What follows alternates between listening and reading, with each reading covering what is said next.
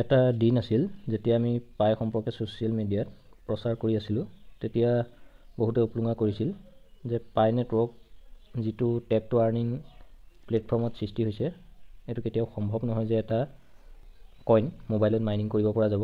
কিন্তু অৱশেষত পাই নেটৱৰ্কে প্ৰমাণ কৰি দেখুৱালে যে টেপ টু আৰ্নিঙৰ জৰিয়তেও ক্ৰিপ্ট'কাৰেঞ্চি আৰ্ণ কৰিব পাৰি।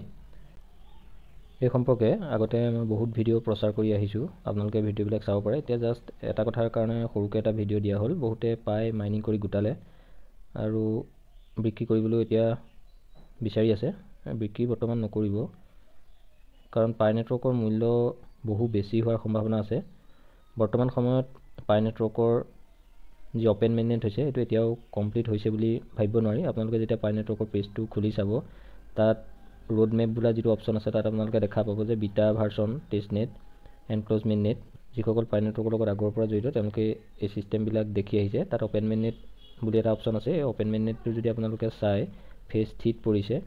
বাকীকেইটা অপশ্যনত যদিও গ্ৰীণ টিক পৰিছে, কিন্তু অপেন মেইন নেটত এতিয়াও গ্ৰীণ টিক পৰা নাই। গতিকে অপেন মেইন নেটৰ বহু কাম এতিয়া বাকী আছে। জাষ্ট এতিয়া কেইটামান এক্সচেঞ্জ, যিকেইটা এক্সচেঞ্জত পাই লিষ্টিং হৈছে আৰু এটা প্ৰাইচ আমাৰ ওচৰত শ্ব' হৈছে, সেই এক্সচেঞ্জকেইটানো কি তাৰ বিষয়ে জানিবলৈ আপোনালোকে পাই যিটো এক্স বা টুইটাৰ হেণ্ডেল, তাত আপোনালোকে যাব পাৰে।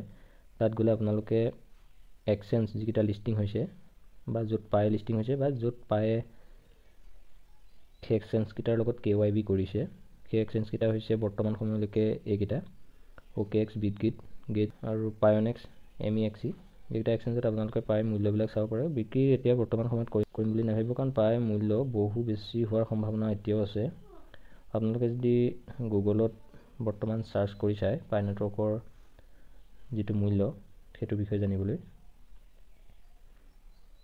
তেতিয়া কইন গিকত আপোনালোকে যদি চায়, দেখা পাব $1.51 যিটো বৰ্তমান সময়তো চলি আছে, যিটো লিষ্টিঙৰ সময়ৰ ওচৰৰ আশে পাশে পাইছেগৈ। 1.7 মানত লিষ্টিং হোৱাৰ দিনা হায়েষ্ট কিজানি 1.7 মান আগবাঢ়িছিল, বা প্ৰায় $2 মানৰ ওচৰা-ওচৰি পাইছিলগৈ। আৰু সেইটোৱে এতিয়া বৰ্তমান হ'বলৈ গৈ আছে। আৰু বহুতো এক্সচেঞ্জত লিষ্টিং হ'বলৈও বাকী আছে। সেই সৰু সৰু এক্সচেঞ্জ কেইটামানতহে লিষ্টিং হৈছে। গতিকে এতিয়া বিক্ৰী কৰিম বুলি নাভাবিব। $1.51 চলি আছে আজিৰ দিনত, আৰু হাই হৈছিলে আপোনাৰ 1.75ৰ ওপৰত আছিলে হাইটো।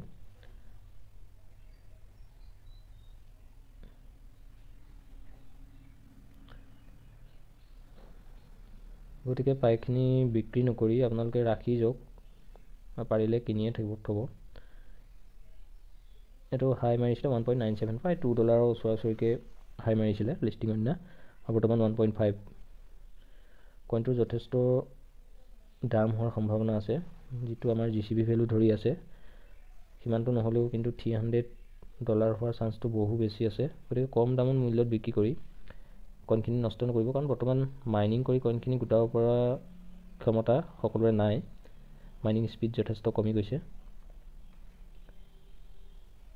আৰু যদিও কইন কোনোবাই বিক্ৰী কৰিব খুজিছে, গতিকে যিকেইটা ৰেপুটেড মই এক্সচেঞ্জ দেখালোঁ, সেই এক্সচেঞ্জকেইটাৰ ওপৰতহে বিক্ৰী কৰিব। তাৰ বাদ বাকী বেলেগত বিক্ৰী নকৰিব বা ট্ৰেন্সফাৰ নকৰিব, কাৰণ কইন লছ হোৱাৰ চান্সটো বহুত বেছি থাকিব।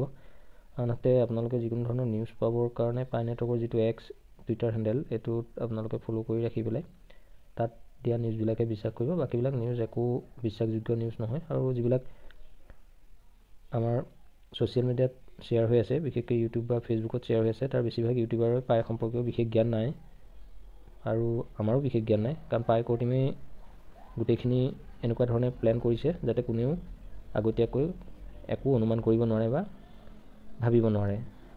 আমি যিবিলাক এতিয়া কৈ আছোঁ, এইবিলাক বেছিভাগেই কাল্পনিক হয়, নিজে নিজে ভাবি লোৱা। বেছিভাগ ইউটিউবাৰে নিজৰ মনৰ কথাহে প্ৰকাশ কৰে, কিন্তু সঠিক খবৰটো কোনেও দিব নোৱাৰে, আনকি ময়ো দিব নোৱাৰোঁ। গতিকে যিসকল পাইৰ প্ৰকৃত ইউজাৰ্ছ, তেওঁলোকে জানে যে পাইৰ ক'ৰ টিমে ছাৰপ্ৰাইজ কিছুমান ৰাখি যায়। সেই ছাৰপ্ৰাইজবিলাক পাবৰ কাৰণে আমি ৱেইট কৰিব লাগিব। বিশেষকৈ আমি 6 বছৰ বৰ্তমান ৱেইট কৰিলোৱেই, আৰু এতিয়া বিকিবলৈ খৰখেদা কৰি এটা ডাঙৰ মূৰ্খামি কৰা হ'ব। আৰু অন্ততঃ 6 মাহ বা এবছৰ আপোনালোকে ৱেইট কৰক, এটা ভাল দামত বিক্ৰী কৰিব পাৰিব। আৰু যিকোনো ধৰণৰ খবৰৰ বাবে পাই টুইটাৰ হেণ্ডেল, যিটো অফিচিয়েল টুইটাৰ হেণ্ডেল, সেইটোহে ফ'ল' কৰিব, আনবিলাক ফ'ল' নকৰিব।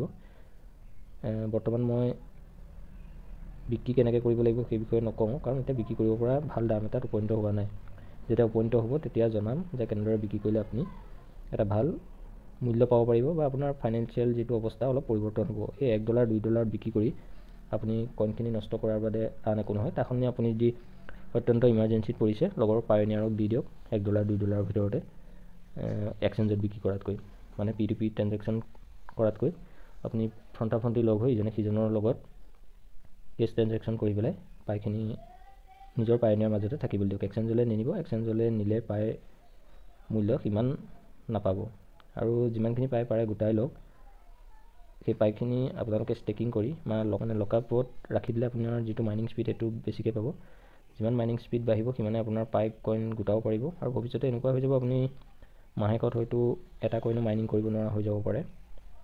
বহু কষ্ট কৰিহে হয়তো এটা কইন বা বহু সময় খৰচৰ পাছতে হয়তো এটা কইন পাব যেতিয়া ইয়াৰ মূল্যটো বাঢ়ি যাব। গতিকে সময় থাকোঁতে আপোনালোকে মাইনিং স্পীডটো বঢ়াই ল'বলৈ চেষ্টা কৰক আৰু লগতে মাইনিংখিনি কৰি থাকক। যিখিনিয়ে আগতে আধা মাইনিং কৰি পেলাই এৰি দিলে কাৰোবাৰ ৰেফাৰেলত, সেইসকলেও নিজৰ নিজৰ একাউণ্টখিনি পুনৰবাৰ সক্ৰিয় কৰি ল'ব পাৰে।